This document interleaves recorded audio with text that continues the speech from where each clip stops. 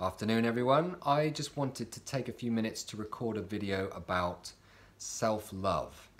I would say this is probably the biggest problem that most people have, that somewhere in their unconscious they have a belief that they are in some way not good enough or they are unlovable. It's certainly probably the main thing that I help people through when they come to see me for hypnosis or coaching of some kind. We get to that eventually. It seems to be the root of the problem. Where does it come from? So usually during childhood. So human brain goes through evolutionary growth and development, and when it's doing that, it goes through, it has different sort of brain waves, if you like, different modes it goes into while it's developing and creating something that we call the critical faculty when you've got the whole thing developed. So between the ages of about 0 to 1 or 0, 1 and 2, you're in delta, basically, is the kind of waveform that you're in, and delta is the equivalent of deep sleep, which is why a baby between the ages of 0 to 2 is asleep a lot of the time. And between the ages of 2 to 5, they're in the next stage of development, and during that stage they are experiencing theta waves. Now theta waves are really important because that is you will know it as that kind of period between wakefulness and sleep when you're kind of drifting, daydreaming. It's almost like you're starting to visualize things and you're just about to drop off to sleep. Now that is actually what we use when we're doing hypnotherapy. We're getting someone into that theta brainwave set, and then when they're in that set, they're very suggestible. Now think about the implications of that. If your child between the ages of about 2 and 5 are constantly in that, then they are extremely suggestible.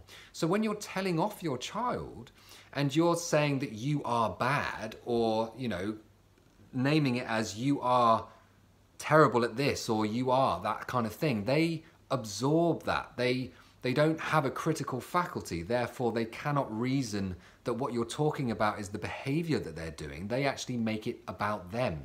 And in NLP there is something called the logical levels. It's like a triangle that goes down, and at the very top you've got identity.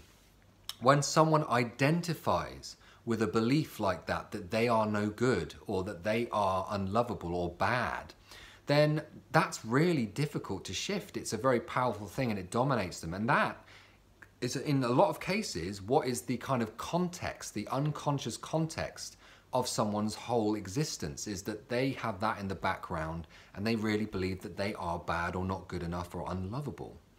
Another thing that happens when we're young is we have this kind of inbuilt belief system, and it's a way that we kind of cope.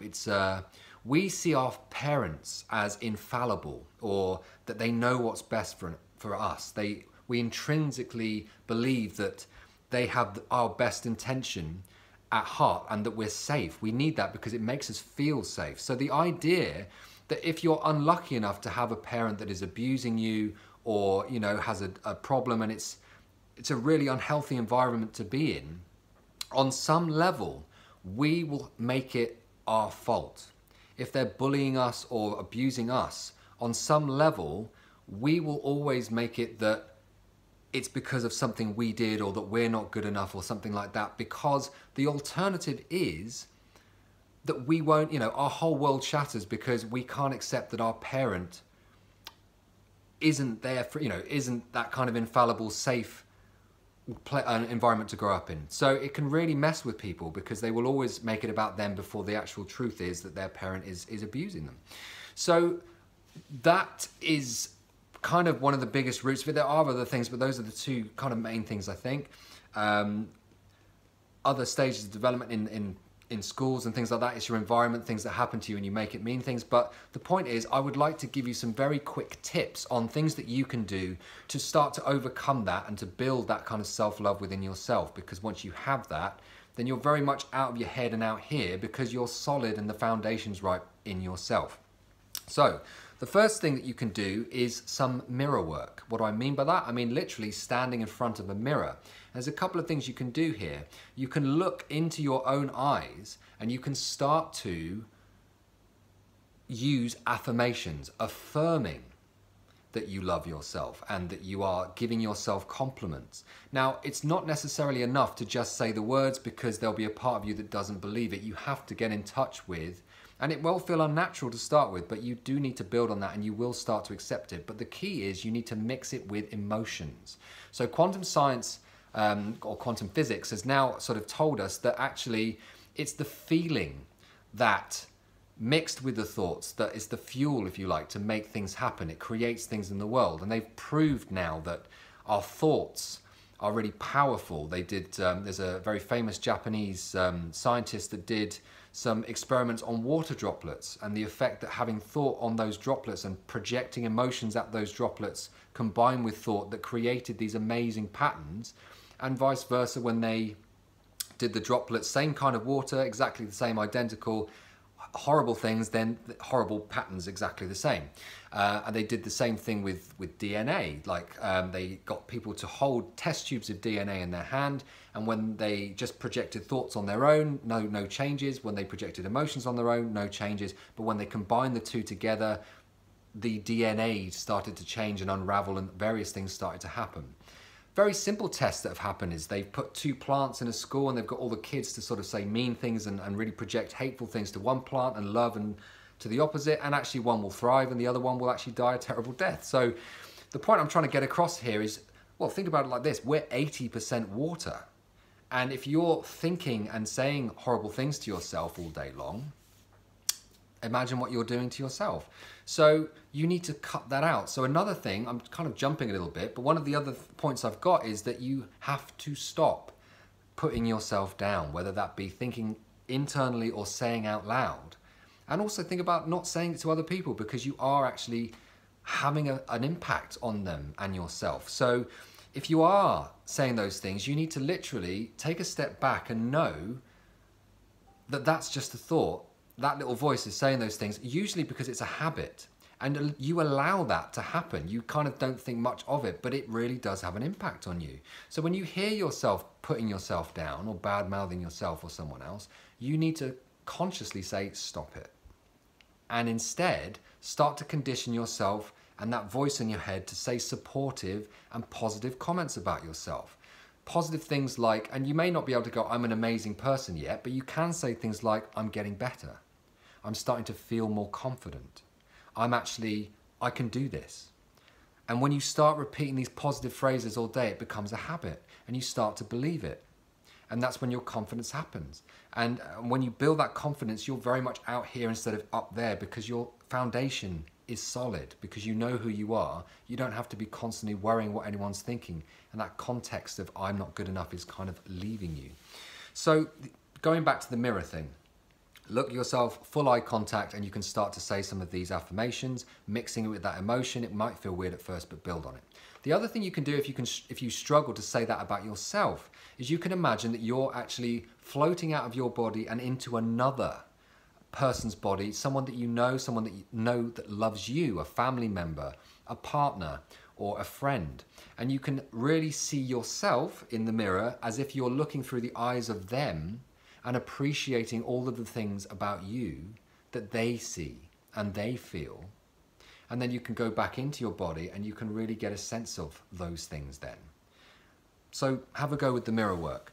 So something else I want to talk about is avoiding people that are bad for you.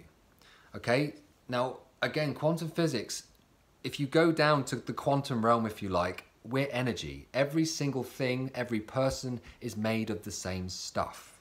And they've now proven that we are exchanging energy in our interactions, whether that be like an equal, so when you're having a conversation with someone that you love and you like, or that you really resonate with, there is an exchange, a positive exchange where you're kind of, you know, when you get really excited when you're having a conversation with someone, you feel really connected and there's that energy there. That is a very positive and healthy kind of exchange. However, there are people that actually steal and manipulate that energy from you. And there are 4 ways that they do that. So the first one is aggression. Have you ever been in a room where there's a particularly, aggressive boss or teacher, And as soon as they come in the room, it's like the energy, the life gets sucked out of the room and everyone's terrified. So that's one way people can manipulate that kind of energy out of people. The next way is to interrogate, or interrogator they would call it. And how that person gets you is that they are making you feel like there's something wrong with you. They will, some people call it banter, some people call it bullying. It's verbal, basically, abuse. They say things that make you feel inadequate, and therefore they're pulling the energy out of you that way. Another way that people do it is that they are aloof, or they ignore you. The more you try and get their attention, the more they purposely are ignoring you, and you're having to use a lot of energy to try and get their attention, and they're sucking that out of you. Another way, and the last way then, is that kind of person that's the poor me. That person that's always terrible whenever you ask how they are. It doesn't matter what you say, how much encouragement or support you give them. It's always like, oh, they just keep sucking. They don't want to get better because there's a part of them that likes being miserable, and they manipulate you. So knowing that we become the kind of, the people that we are, that make up our personalities, like when we're around like people, we kind of become the collective of those people. So if you're around people, friends or relatives or whoever, that are making you feel bad, then that's kind of not a healthy thing, and you're allowed to have boundaries. So, you know, you might want to start considering about avoiding people that are draining that energy from you and making you feel the way that you feel, because people hold you back. So one of the other, I guess one of the last things then is something called EFT, Emotional Freedom Technique. You may know this as tapping. You've seen people maybe tapping certain meridians on their body. The idea being that whenever we think of something or create an experience within ourselves, there is something that we have to do physiologically to create those feelings. And by interrupting that usual pattern that we do, by tapping on certain meridians, which kind of interrupts the flow of that, and it means that the memory can't reform exactly the way that it did before, you are releasing that energy, and you are breaking that pattern so that it can't get it back. You're releasing it. So it's not a very quick thing to explain. So what I'm going to do is I'm going to let an expert explain it to you. I'm going to put a link to one of the guys that came up with it in the comment section, and you can sort of learn from the best if you like. The last thing then is, if you or someone else are really suffering with some deep issues in this kind of subject or topic, I would be more than happy to have a conversation with you. You can come in for a free consultation, and we can have a chat about that and see how I can help you. There are a lot of the more advanced, deeper techniques and hypnosis and things that I can offer. So I hope those tips have been helpful and you get something out of it, and I'm sure I'll speak to you again very soon. Thanks.